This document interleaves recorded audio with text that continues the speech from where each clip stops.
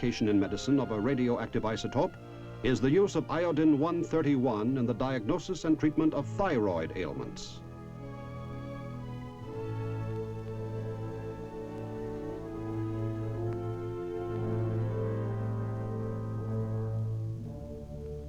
Today, Army medical teams are conducting research in laboratories throughout the world seeking new and useful information about disease.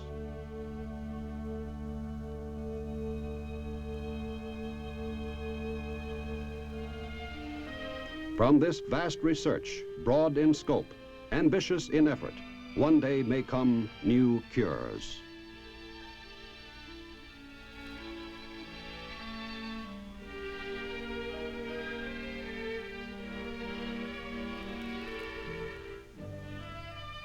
In carefully controlled experiments, Army medical researchers have released radioactive ticks, carriers of many diseases, to learn their migration and dispersal patterns.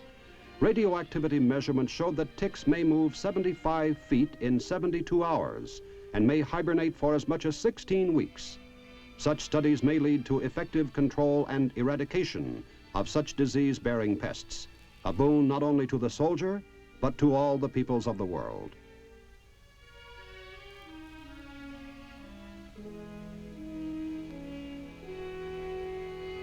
From Army laboratories have come many medical discoveries which have been of benefit to all mankind. The effectiveness of chloramphenicol for the treatment of typhus-like fevers, a vastly improved vaccine for use against rinderpest, the cattle plague, the use of primaquine in conjunction with chloroquine, which together provided the first actual cure for malaria. This combination of drugs was first tested on a large scale by the Army Medical Service and is now available for malaria prevention throughout the world. The full course of treatment lasts 14 days and material involved costs only pennies a day. Another fine example of military-civilian cooperation was shown during the Asian flu epidemic of 1957. Thanks to the Army's isolation and identification of the virus, the pharmaceutical industry was able to develop a disease-curbing vaccine promptly.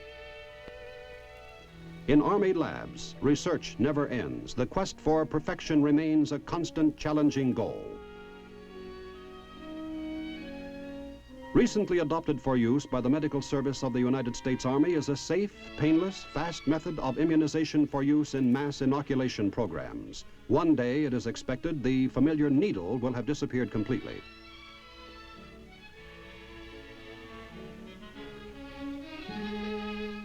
Research and development has led to a revolutionary new method for packaging blood for battlefield or hospital transfusions.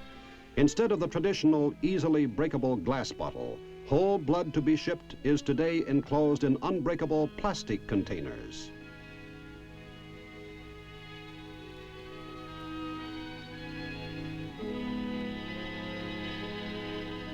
Reports of these countless experiments and achievements are kept in the National Library of Medicine, formerly the Army Medical Library, and called America's greatest gift to medicine.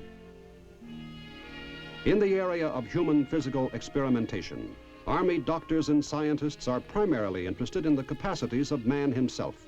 In test chambers, for example, endurance research is conducted on human volunteers to determine how long the average soldier can be expected to perform at peak efficiency under a wide variety of conditions.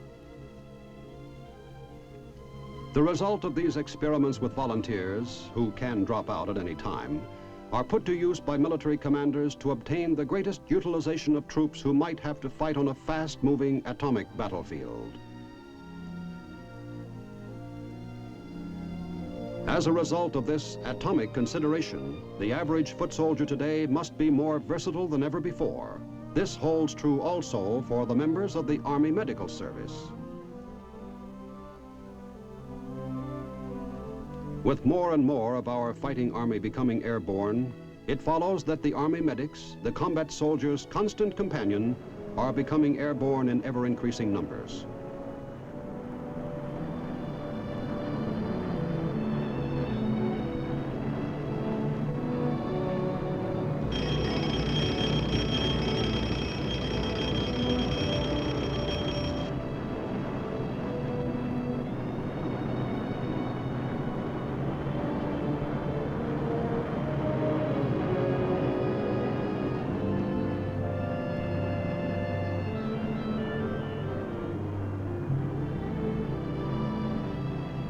Today's Army bears slight resemblance to the Army of World War II. Fighting techniques have changed, as has organizational structure and equipment.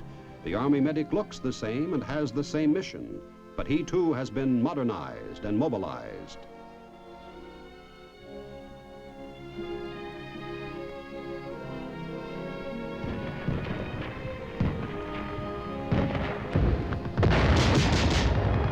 On the field of combat, present or future, immeasurable confidence is given the fighting man with the knowledge that there is a medic close by if he should be hit. He knows that modern medicine and mobile medical equipment will be available to save his life and to allay his fears of being permanently disabled.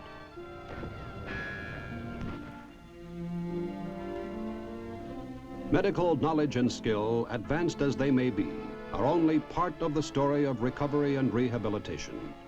A substantial part of recovery rests with the individual and his determination to continue the fight.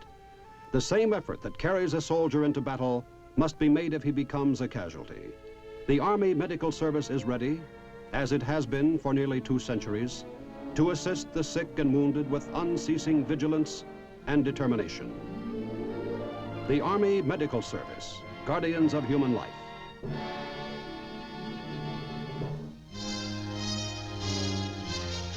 The Big Picture is an official report for the armed forces and the American people.